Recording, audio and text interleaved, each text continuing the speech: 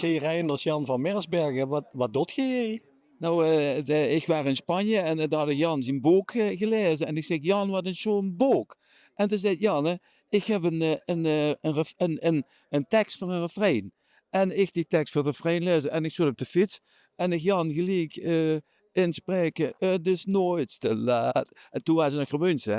Het is nooit te laat. Hij was gelijk enthousiast. En de dag daarna mailde mij het compleet over het liedje van samen via internet gemaakt.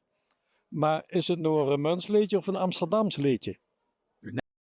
Venlo's. De voorwaarde was wel Venlo's liedje. Zeker. Ik vier hier de vastelavond. En nee, het is Venlo's liedje. Ik zeg tegen G ook, ik wil graag meedoen, maar wel met de Venlo'se liedjes aan. Dit is eigenlijk een heel internationaal liedje wat toch fanloos is geworden. Dat is via Spanje, via Amsterdam, Remun. En door al die vertalingen, die dubbelslag, is de finesse er helaas een beetje af. Nou, Nou zit je dus meedoen bij de Jokers voorselectie. Maar eigenlijk zit je alle drie samen, vader en twee zoons, in een rockband. Dat klopt, ja, dat klopt. En dat is een geweldige band. We spelen van alles en nog wat. Limburgs, rock en alles. Maar we hebben het allemaal. Maar waarom dan meedoen bij Jokers? Ja, dat is weer eens wat anders. Even een beetje wat nieuws. En ja, hartstikke leuk. Muziek is muziek. En ja, het is gewoon even wat anders. Maar wel echt hartstikke leuk om te doen. Wat is het favoriete rocknummer? Sultans of Swings toch wel.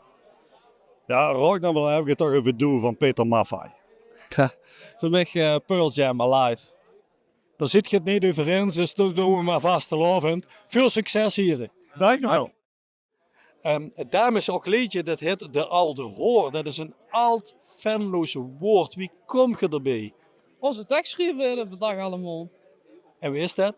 Sander. Dat was Sander.